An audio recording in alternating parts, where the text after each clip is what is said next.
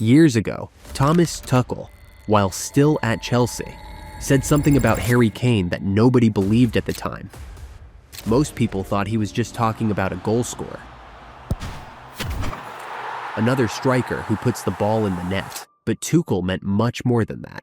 He saw a player who would transform everything around him, and he was willing to break the Bundesliga transfer record to prove it. 33 Bundesliga goals, 51 in all competitions, on course to break Lewandowski's single-season record, back-to-back Bundesliga titles, Champions League semi-finalist, Ballon d'Or frontrunner, and this summer he's leading England to the World Cup under Thomas Tuchel.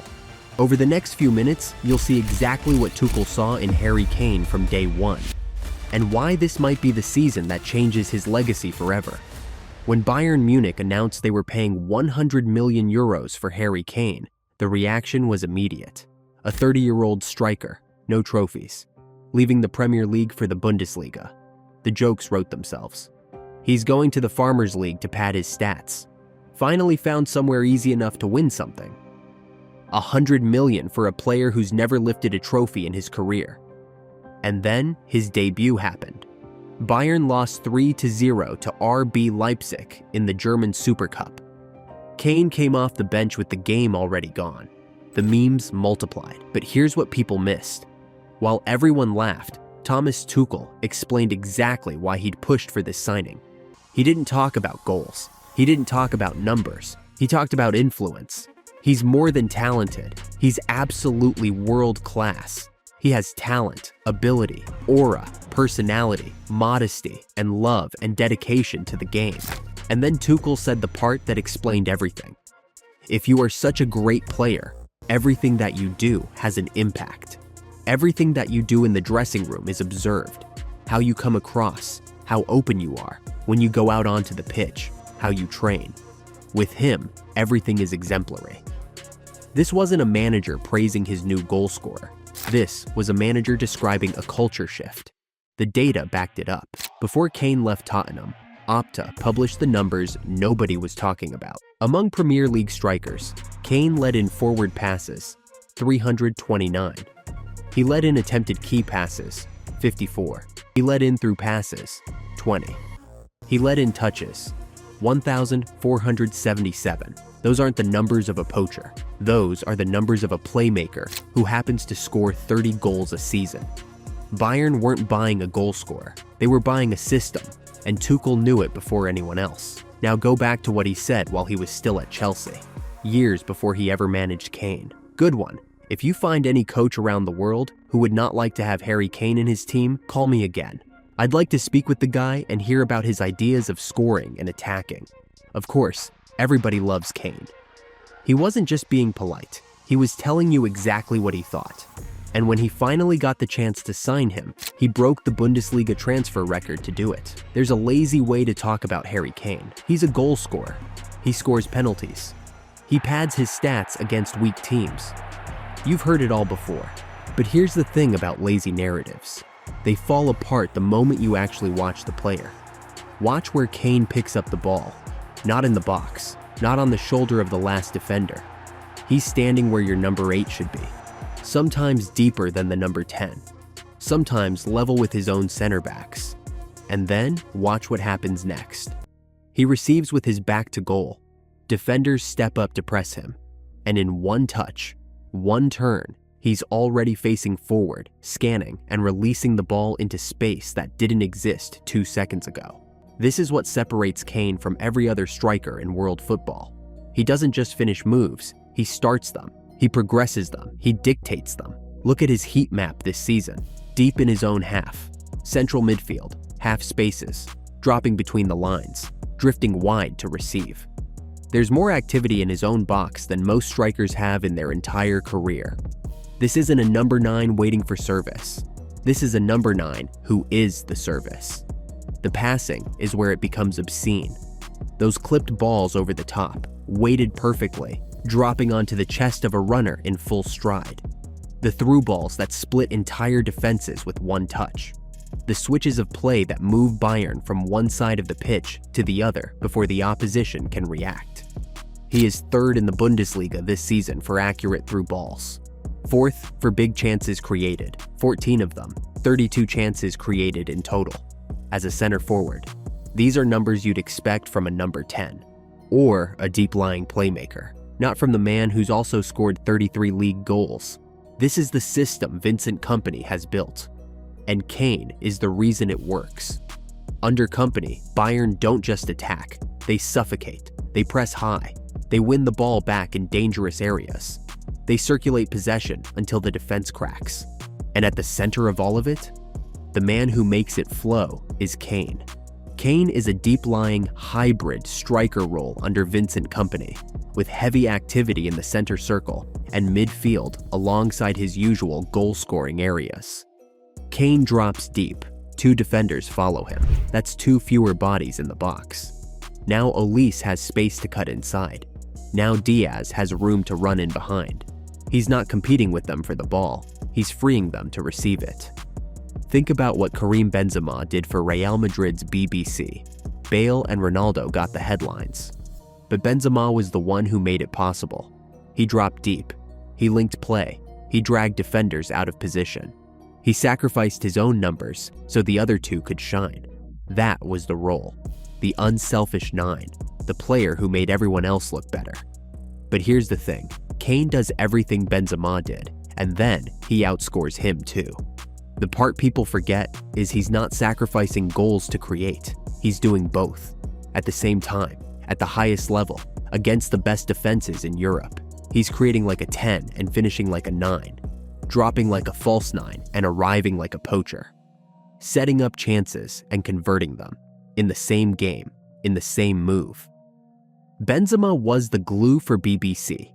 Kane is the glue, the engine, and the executioner. That's not a goal scorer. That's a complete forward.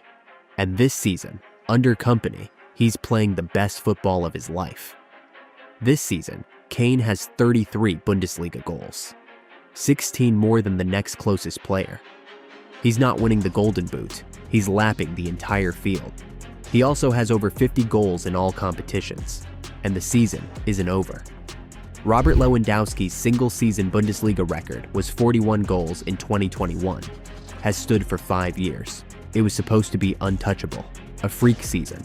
A once-in-a-generation anomaly. Kane has a few games left. He's averaging 1.38 goals per 90 minutes. Do the math. Erling Haaland reached 50 Bundesliga goals in 50 games. At the time, people called it the most remarkable scoring rate German football had ever seen. Kane did it in 43. In February, against Werder Bremen, Kane scored his 500th career goal, club and country combined, a number only a handful of players in the history of football have ever reached. He did it at 32, still in his prime, still getting better. In the Champions League, he's rewriting English football history. He now has the most goals by any English player ever. Wayne Rooney held that record at 30. Kane passed him in the group stage and kept going. He's also only the 3rd player in history, after Cristiano Ronaldo and Neymar, to score 20 or more Champions League goals for 2 different clubs. That's the company he's in now, and if you still think he disappears in big games, you need to go watch the quarterfinal against Real Madrid. First leg at the Bernabeu, the most intimidating stadium in European football. 15 Champions League titles staring down at you. Kane scored. Bayern won 2-1, their first victory at the Bernabeu since 2001. Second leg at the Allianz Arena. Madrid pushed for the comeback. The game turned into chaos. 7 goals, 2 red cards, everything on the line. Kane scored again, added an assist. Bayern won 4-3, 6-4 on aggregate. The 15-time European champions, eliminated. Back-to-back Bundesliga titles. The first one ended his trophy drought. The second one confirmed it wasn't a fluke. Bayern are averaging 3.6 goals per game this season. The first team to hit 100 goals in a campaign since 2019-20. And at the center of all of it, the same man, every single time. And the season still isn't finished. In January 2025, the Football Association made a decision that changed everything. Thomas Tuchel, the man who signed Kane for 100 million euros, the man who called him more than a goal scorer when nobody was listening, Now he's managing England. And his captain? The same player he bet his reputation on at Bayern. England qualified for the 2026 World Cup with a perfect record. 8 games, 8 wins, 0 draws, 0 losses, 22 goals scored, 0 conceded. The first European nation to book their ticket. The only one to do it without dropping a single point. Kane scored 8 of those 22 goals. He's been captain since 2018. He's led England to a World Cup semi-final in Russia, a European Championship final at Wembley, another final in Germany. 3 times England have come close. 3 times they've fallen short. The pattern is obvious. The progress is undeniable. But the trophy cabinet is still empty. In March, England played Japan in a friendly at Wembley. Kane wasn't in the squad, rested to manage his workload before the summer. England lost 1-0. Couldn't create, couldn't score, couldn't find the breakthrough. After the game, Tuchel didn't hide his frustration. In the absence of Harry Kane, we don't have the same threat. Bayern Munich, in the absence of Harry Kane, does not have the same threat. No team in the world has the same threat. It's just normal. That's a manager telling you the truth. Without Kane, England are talented. With Kane, they're dangerous. This summer, the World Cup goes to North America.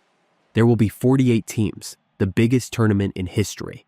England open against Croatia, a rematch of 2018, the semi-final that slipped away in extra time. Kane was there that night, as a 24-year-old who thought he had more chances coming. Now he's 32. This might be his last real shot. If England win the World Cup, the conversation changes forever, not just for the team, for Kane himself. Bobby Moore lifted the trophy in 1966. 60 years later, no England captain has done it since. Kane has the goals. He has the titles now. He has the Champions League pedigree. But the World Cup? That's the one that rewrites legacies. And the manager who believed in him before anyone else is now the one asking him to deliver it. For years, the narrative was simple. Harry Kane, the best striker who never won anything. That story is dead now. Thomas Tuchel saw all of this coming.